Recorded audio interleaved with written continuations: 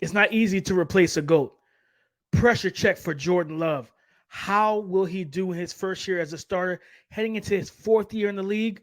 We'll tell you why we're optimistic next on the Locked On NFL Draft Podcast. You are Locked On NFL Draft, your daily podcast covering the NFL Draft. Part of the Locked On Podcast Network, your team every day. What's up, Locked On family? Let's get locked in. Welcome back to the Locked On NFL Draft Podcast, your daily podcast covering your favorite draft prospects, part of the Locked On Podcast Network, your team every single day. I'm your boy, Damian Parson, always on the ones and twos. You can find and follow me on Twitter at DP_NFL. I'm a national scout with the Draft Network and your favorite and local running back guru, and none other than Mr. LSU himself, my guy Keith Sanchez. You can find and follow him on Twitter at The Talent Code. Keith, talk to him, baby. What's up, Locked On family? Let's get locked in. This is Keith Sanchez, senior draft analyst with the Draft Network, man, in 2019 national champ with those LSU Tigers, man. But you know why we're here, DP? The dynamic duo, baby. We still rolling into summer. We're here to bring you championship-level content surrounding the NFL draft, right? Whether that's roster, whether that's perspectives, whether that's philosophies, whether that's team management. But DP, we've been applying that pressure, man. We've been applying heat checks, right? And we're going to go to this, what is this, the 2020 draft class? 2020 with Jordan Love, right? He's making his debut. We have Chase Young. This is his put up or shut up season. And then Isaiah Simmons, one of my favorite prospects to talk about, DP. I got a good feeling this is going to be a really good show, man. But DP, well, go ahead. Let's kick this thing off, man. I want to start with Jordan Love, right? Replacing the Aaron Rodgers, number 12 for the Green Bay Packers, man. Jordan Love is stepping in. So let's talk about it. This episode is brought to you by FanDuel Sportsbook, official sportsbook of the NFL. Make every moment more. Visit FanDuel.com/lockedon today to get started. Yeah, replacing the GOAT is not easy, man. Ask Mac Jones. It's not easy to replace a GOAT.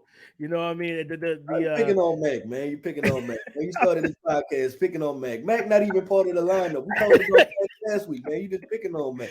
I'm just calling like it is. We are being honest here. So Mac Jones, Jordan Love, these guys had to replace two of the greatest quarterbacks of all time. We know what that comes with.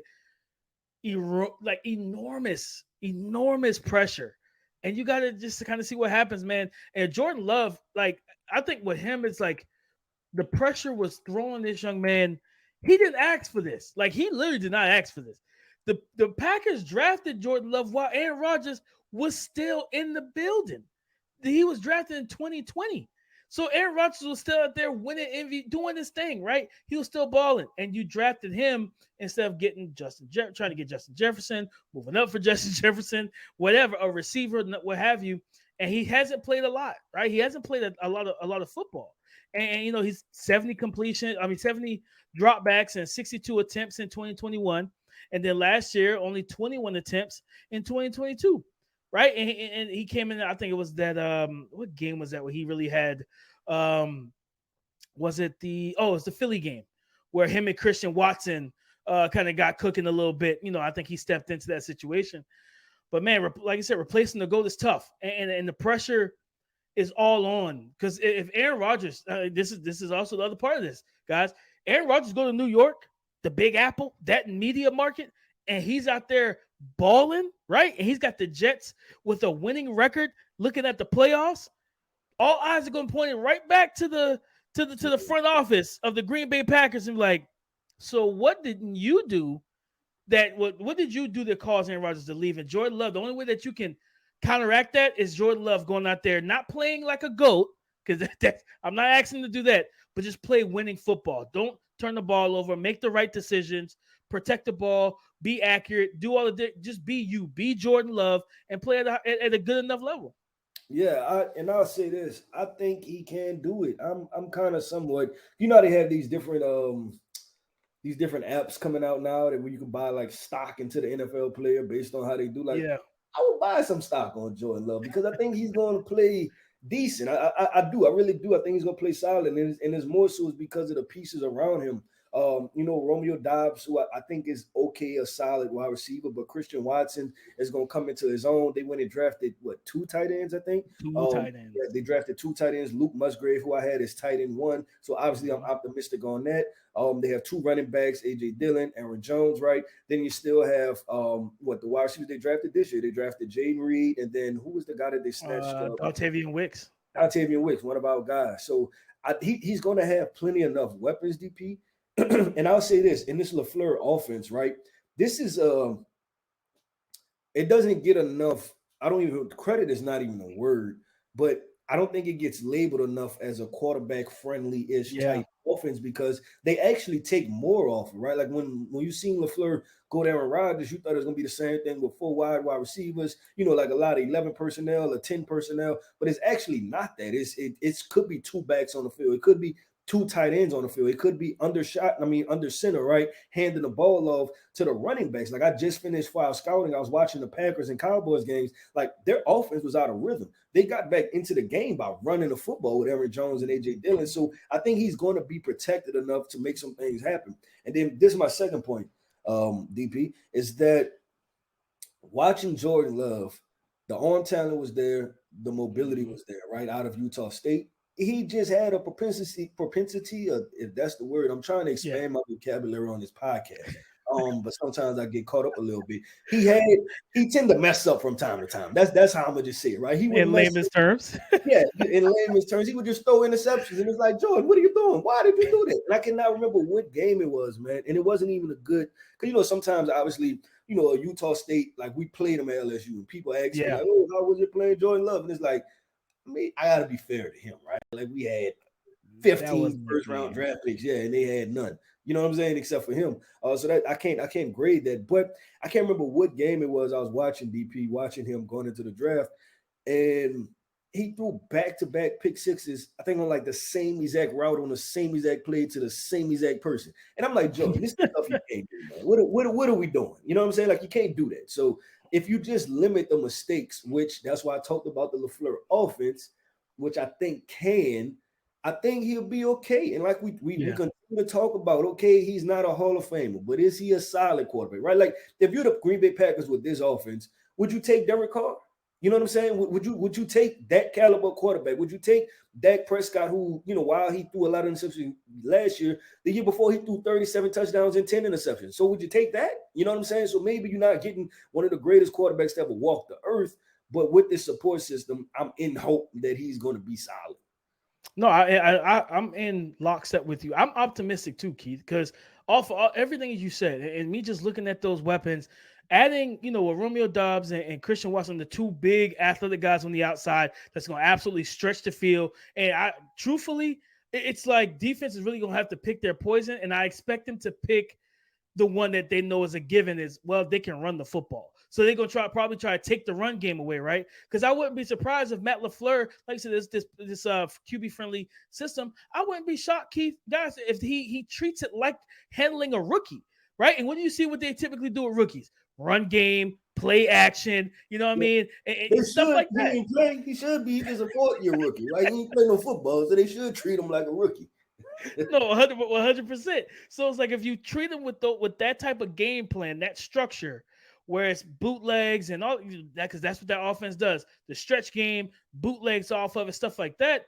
Defenses are going to roll that safety down. Keith, that strong safety will come out into the box. It's like, yep, Aaron Jones, A.J. Dillon, we can't let you guys get comfortable, because if you get comfortable, that means this young man's going to get comfortable. And that's where things for him is going to be on his shoulders. Like, all right, if you're going to do that and give me one-on-one, you're going to go middle of the field close with that single high safety, I got to take my shot when I got it one-on-one with Christian Watson and Romeo Doubs. Now, Doubs got to catch the ball. That's his biggest thing is, he's got to catch the ball. But I love the potential, what we could see when they do bring in Dontavian Wicks, when they do bring in Jaden Reed, and give him those route runners that can win quickly, especially Reed, because Reed can play in the slot too. So, and then of course those 2 tight ends, man. I think Luke Musgrave could potentially be his best friend in this offense.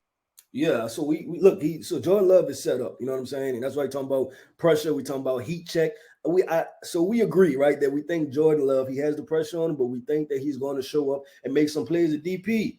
Man, we got to keep this thing going, man. But we about to go to the defensive side of the football in the Chase Young for the Washington Commanders, man. He's the number 2 overall pick, 6'5", 260. Checks all the boxes, but we haven't seen a lot of production out of Chase Young. So we want to get into that next, man, because this is a heat check for him because the Commanders have shown what? They have no problem with drafting a defensive lineman. So you can best believe if this upcoming year there's a top defensive lineman like a Jared Verse or a JT Tiomalu, they don't mind drafting them at all. So coming up next, man, let's get into this Chase Young prove it year. Guys, go ahead and make a fast break to FanDuel during these NBA Finals and NBA playoffs because right now, new customers get a no-sweat first bet up to $2,500. You heard me correct, $2,500 back in bonus bets if your first bet does not win. From personal experience, what do I love about betting on FanDuel? You get great promotions every single day, a variety of options, and there's a flavor for every taste bud. In terms of the app, it's safe, secure, and super easy to use, guys. I'm telling you right now, no stress, no mess. It's easy to use and it's safe and secure. It's all as well as getting paid instantly. I want to get my money, and I want my money. I want it now. If I won $2,000, I want it right away. There's no better place to bet on all the NBA playoff action than America's #1 sports book. And so what you want to do is go visit FanDuel.com/lockedon and get a no sweat first bet up to $2,500. That's FanDuel.com/lockedon. FanDuel is the official sports betting partner of the NBA. It's a prove-it year for Chase Young. Down, up, not even down because I'm in South Carolina. Up in D.C. Yeah, DP. I put my hand up to stop because you got straight to it, right? Like if you look at the ticker, so those of you on YouTube, the ticker, DP was straight to it. He said, "Time to prove it. No fifth-year option." So we're gonna just jump straight in. That the Washington Commanders said, "No, we're not doing that." So DP, I want you to give your perspective on that and how does Chase Young matriculate that and move forward with no fifth-year option. They already made the decision on him.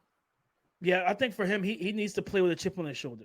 It's time for him it's time for his game to mature. And because his game is still formulated like a college rusher where, okay, I'm bigger, stronger, more athletic with longer arms than the Big Ten tackles. And that's fine in the Big Ten. But now you in the league of men, a man's game where these are the Lane Johnson, and you in the NFC East, you got to see the Lane Johnsons of the world. I remember watching Lane Johnson spike Von Miller into the ground. You know what I'm saying? Like that, when you're dealing with these type of like these technically refined and just these high IQ tackles, you gotta have more than just the physical tools. Now, of course, Chase Young has been hurt too, right? I think it was an ACL tear, if I remember correctly. But in 2020 was his best year. Rookie season, 6 sacks, 6 hits, QB hits, 30 pressures, and he had 5 forced fumbles, right? Now, 2021, 2 sacks, 5 hits, 17 pressures, and 2 forced fumbles. And then last year, he only played 114 snaps before getting hurt. But even then, in that 114, no sacks. Was he hurt that second year with the 2 sacks? I think so. His snap share decreased. So I'm about to look at the game. Okay. Yeah. No. And he definitely did. Yeah, he missed some games. Got hurt. Okay, so you're talking about back-to-back injury years, and like this being a common theme with the last episode that we filmed, right? Like these injuries, man, they get a hold of these players, and you have to think, man, going 2020, right? Where you talk about making that transition, that's why you feel optimistic because you like, and that's what I think is like, man, they really put the pressure on him because rookie year, especially your general manager, you draft the number 2 overall pick and you come out of there with 7.5 sacks, you feel pretty good about your selection, right? And then the next year he's injured. The year after that he's injured. But I don't know, maybe that's me, right? I'm still holding on to what it was outside of the injuries. You know what I'm saying? But they declined the 5th-year option. So that makes you wonder, is there something there much more than just, you know what I'm saying, the injury situation? But because I would say this, but you hear nothing but glowing and positive things about Chase Young. But I think that's crazy because when you're talking about an edge rusher, especially an edge rusher of his potential caliber, right? The potential is through the roof. And just to have him under contract for a 5th year, you know what I'm saying, would be really good. But maybe they just didn't even want to take that shot or go down that road. No, and it's probably because it's like I was talking about, just how his game is. The no rush plan, And Keith, we've seen, rushers who have a plan and who don't. By the time you get to that second, maybe third step, you can see a guy who's like literally like just winging it, like on the fly, just kind of, they don't know what they're going to throw at the tackle.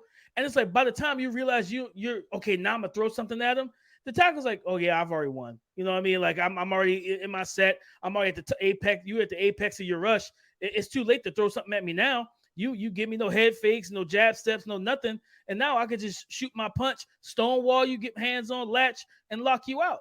And that's what you see. You see a lot of, like I said, being in from the South, being from South Carolina. I remember our defensive coach will always tell our defensive linemen, don't let me catch you chicken fighting. Don't get stuck on blocks. You know what I mean? I want to see your hands active. I want to see your hands displacing, dislodging his hands. Get free. Reduce surface area. Reduce his hitting area. Don't give him a big target. Chase Young does every bit of that. Like everything that our defensive line coach would tell us not to do, Chase Young does every single part of that. So it's like you want to just see him develop that plan. But I'm gonna tell you, you know what it reminds me of? What the Giants. He's got to look across the division at Daniel Jones and be like, all right, I need to have a Daniel Jones type of year at edge rusher. Because remember, the Giants didn't pick up Daniel Jones' 5th-year option. And then he played well enough to where it's like, crap, we got to pay this man. All right. I feel what you're saying. But Daniel Jones ain't really do nothing. You know what I'm saying? And I said it. Yeah, I said it. Yeah, I said it. Right? They gave him $40 million. I don't think Jack McKesson's going to like the fact that you said that. I had to say it, man. He ain't really do nothing, right? That money should be in Saquon Barkley's pocket right now. I had to say it, DP, on this podcast, man. But listen, I do agree with you. I don't disagree. From a public perception standpoint and everything else, he has to be productive enough in big time moments, make some plays so that way, they can go ahead and. If you go out there and get 8 to 10 sacks, Keith, and 3-4 forced fumbles and 40 pressures, they're like, oh man, all right, we didn't pick up his 5th-year option, did we? No, we didn't. Like we got to figure this out. Yeah. We got to pay it. Like we got to pay him right now because I think since they didn't pick up the 5th-year option, this is his last. Oh yeah, he goes out there and balls out this year. You're gonna get a bag from somebody, right? Like you're gonna get a bag, whether the Washington Commanders, who they drafted KJ Henry in what I think like the 4th, 5th round, like they threw somewhere in there. So they drafted KJ Henry, who we really liked coming out of Clemson, right? So another kind of toolsy rusher. But if they say, you know what, we are not going to give you the bag for one healthy season, right? And they let him walk. Or they franchise tag him. I don't know what the tag number is right now, so I can't quote you on that they'll do it. But if they did that and just kind of tag him to where it entices a team to just make a trade, right? So if you a contender team and you say, you know what, I'll give you a 2nd-round pick for Chase Young because we already been in the playoffs multiple years, right? You know what I'm saying? The Jacksonville Jaguars become one of those top 6 teams in the AFC. You absolutely go pair a Chase Young with a Josh Allen and kick Trayvon Walker inside, and now you're able to get after whoever you're playing. So he's got to go out there and understand that this is his time to secure a bag, whether it's with Washington or with another team. Yeah, he just had to get the job done, man. But I'm looking forward to a healthy Chase Young. Because I liked him coming out of college, and you like what he can be, right? Like you like they don't make guys this rare, you know what I'm saying? With just this ability and everything moving forward. So he played real quick. He played like this is what you can't do because I think this was last year. He played like 3 games towards the back end, and like I said, no sacks. Like no sacks. You got to ball out. You got to ball out. Home. He has to get home, especially because they're gonna look at it with the help that he has with Deron Payne and Jonathan Allen. So who they paid both of those guys. Yeah, they paid both of those guys. So man, DP, let's keep this train moving, man. Like I said, we're gonna talk about one prospect I like talking about, man, and that is the Arizona Cardinals from Clemson. We're just gonna call him versatile defender because we don't know what position he plays, and that's Isaiah Simmons. We're gonna get into Isaiah Simmons, have the conversation about him, and another heat check prospect where the pressure's on him to deliver. Keith, I got one question: will the real Isaiah Simmons please stand up? Eminem said it best. Like, can the real Isaiah Simmons stand? I don't know what in the world to do with Isaiah Simmons at this point in his career right now. This is the real Isaiah Simmons. Isaiah Simmons told y'all at Clemson what he was. He told y'all. Isaiah Simmons didn't lie to y'all. If you watch the film, he showed you exactly what he was. Now, the question is this.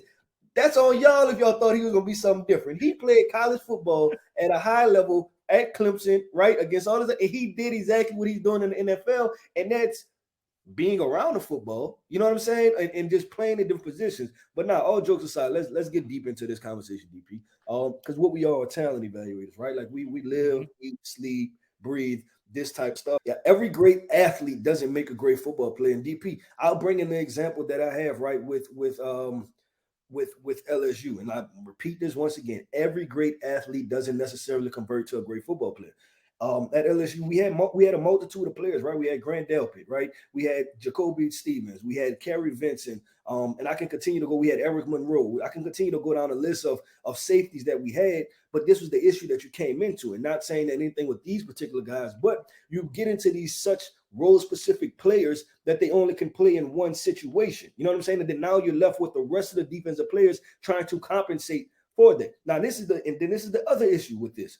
If Isaiah Simmons was a third-round pick, this wouldn't be as big of a deal, right? Because Isaiah Simmons, truthfully, is probably some sub-nickel linebacker hybrid type football player. But because he's your top 5 pick, DP, you can't pull up PFF or you can't pull up any of these snap share counts, and he's only playing 30% of the snaps, right? We can't have that out of our top 5 pick. So they're consistently trying to put Isaiah Simmons on the field and make him an all-around football player, but that wasn't necessarily what he did. The NFL, you're talking about much more high-level quarterbacks, right, than what there is in the ACC. You're talking about, offenses and, offensive coordinators and everything else. So they're going to scheme stuff up to put Isaiah Simmons in complex situations. Like, yeah, can he play safety and roll down in coverage and make a tackle? Yeah, he can do that. But now the question is this. If I isolate him, put some people in motion, right, can he play safety and cover people 20, 30, 40 yards down the fields on corner posts or post corners or circle routes or pivot routes or things like that?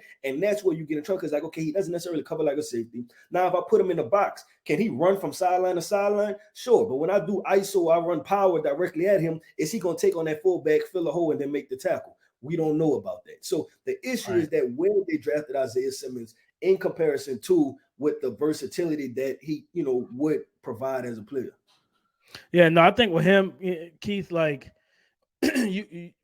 when you think about what he was at, like you said, he did everything at Clemson, right? He played stack backer, edge rusher, strong safety, free safety, nickel corner. He did all of that stuff, right? But he never had I remember there was a graphic, I think it might have been from PFF, with him coming into that draft where they listed out the number of snaps he played at every position his final year at Clemson, and it was all over the place, right? And then when you get to a place like, and dear God, you get to a place like the Arizona Cardinals where they've done it time and time again with multiple defenders, especially defensive players that are versatile and they don't know what to do with him. Deion Buchanan, kind of a throwback name for those who remember him. He was a safety. They drafted and they coined the phrase money backer. So they turned him into a linebacker.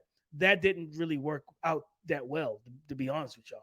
And then, of course, Hassan Reddick, he was a stack. They play him at stack backer for like the first 3 years of his career. And that final year, he switched to edge rusher. And I was like, oh man, the light bulb. Yeah, no, that's what he is. He's an edge rusher. Keith, I would say this: the one position I think if they played him from the jump, I feel like he could have developed well. Would have been strong safety. Yeah, and that's what he should have been. But they drafted him as a linebacker, right? Now I'm gonna tell you, so that they drafted him as a linebacker. Then let me tell you the next issue they did when they doubled down and drafted Zaven Collins, because Zaven Collins had similar type of flaws, right? They've changed his position to edge now, Keith. Thank you. So, like, you see what I'm saying? To where it wasn't like the Patrick Queen and them going get, man, what's our guy? Yeah, go and get Roquan, where you have two complementary pieces. They almost put the same thing next to him, and it's not working defensively. So, DP, I think that's a really good point that you make with Isaiah Simmons. And so I'll say this, man. If you ask me, we're talking heat check, what will he do? I think we're probably going to get similar things out of Isaiah Simmons, but maybe a change of scenery would be best for him. So then that way the pressure is off of, him being with the franchise that drafted him in the first round. He can just go play the role that he needs to play as a football player. No, one of our colleagues here at the Locked On Podcast Network, our guy Christopher Carter, who hosts the Locked On Steelers, I think it's Locked On Steelers pod. He actually just did a podcast 2 days ago where he talked about the potential trade possibility for the Steelers, looking at Isaiah Simmons. And Keith, I'm gonna throw out a name. He's not with the Steelers, but he's in the same division in terms of the mold and model that you want to use to get the best out of Isaiah Simmons. Kyle Hamilton. You know, he's just difference is he's the actual athlete that we thought Kyle Hamilton was supposed to be from how he played on tape at Notre Dame. He's got that actual athleticism, but you play him just like that. Tight ends, because that's why they drafted them and played them at linebacker, Keith. The season before they drafted Isaiah Simmons, the Arizona Cardinals ranked 32nd, I think 31st or 32nd in the league versus opposing tight ends. Tight ends was whooping them like they owed them money that entire season. And they was like, we got to find a way to fix this. So they drafted Isaiah Simmons. Don't get me twisted. It helped. It absolutely helped. But you're playing the guy at a position where you don't allow him to develop because you moved him from inside linebacker or stack backer to edge, then back to stack backer. Then you put him at nickel. It's just like you had him listed at corner. You know what I mean? I think there was week 1 last year against Patrick Mahomes. You got that man out there against Travis Kelce in the slot. That's a terrible matchup. And Mahomes was like, barbecue chicken. You know what I mean?